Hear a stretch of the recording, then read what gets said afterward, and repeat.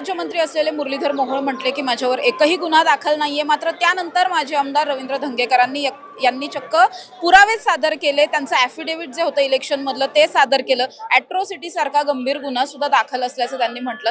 काय सांगाल भाऊ, जाणून बुजून असं खोटं बोललं जातं? त्यांनी बेछूट आरोप काल माझ्यावर केला की जमीन हडपल्या प्रकरणी गुन्हा आहे। माझ्यावर त्यांनी तो गुन्हा दाखवला तर मी माझ्या प्रतिज्ञापत्रामध्ये माझ्यावर जेवढे गुन्हे ते राजकीय आहेत आणि जमीन हडपलेला जे बेछूट आरोप केला तर मी त्यांनी ह्याच्यात नंतर मी प्रतिज्ञापत्रात माझ्यावर असतं तर मी केला असता। पण ते असे म्हटले की माझ्यावर एकही गुन्हा नाही तर मी त्यांची गुन्ह्याची मालिका मी तिथे दिली। ॲट्रॉसिटी सारखा गुन्हा दलित वस्तीमध्ये जाऊन बिल्डरच्या लाभापोटी ते तिथलं स्वच्छतागृह पाडून त्या ठिकाणी दलितांना पायाभूत सुविधेपासून लांब ठेवणारा हा मुरलीधर मोहोळ खासदार हा जर खोटं जर सारखं बोलत असेल तर मग ह्याला मी उत्तर काय देऊ शकणार आहे? बरं, म्हणता या सगळ्याच्या नंतर काल मुरलीधर मोहोळांनी मुख्यमंत्र्यांची पण भेट घेतली, काय कारण? मुख्यमंत्र्यांनी त्यांना बोलवलं असेल आणि त्यांना ते मुख्यमंत्री चाणक्य आहेत, हुशार आहेत।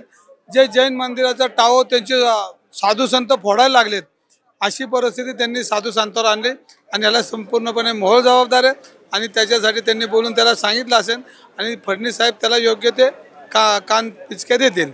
तुमची तक्रार केली नसेल ना? पण नाही, माझी तक्रार केली तर मी माझं चुकीचं असं मला वाटत नाही, कारण भारतीय जनता पार्टीचे जे कार्यकर्ते प्रामाणिक तो माझ्या बरोबर आहे। बरं, या सगळ्याच्या नंतर तुमच्या आधीच्या सहकारी असणाऱ्या संगीता तिवारी असं म्हटलं की खरं तर रवींद्र धंगेकरांसारख्या व्यक्तीने ठाकरे गटात जायला हवं होतं, शिंदेकडे जायला नाही। ही चर्चा नंतर सगळे लोक येतात, सगळे माझे सर्व पक्षाचे मित्र आहेत। पण त्याच्या नंतर सगळ्यात महत्त्वाचं आजच्या दिवसातला असं की तुम्ही म्हटलात 2 आणखीन प्रकरण घेऊन समोर येणार आहे। हे जरा उद्या उरकू द्या, मला उद्या परवा पडेलच, उद्या परवा किंवा आज मी पडू शकतो तर मला थोड्यातलं निवांत उद्या। पुरावे आलेत सगळे पुराव्याशिवाय बोलतच नाही मी।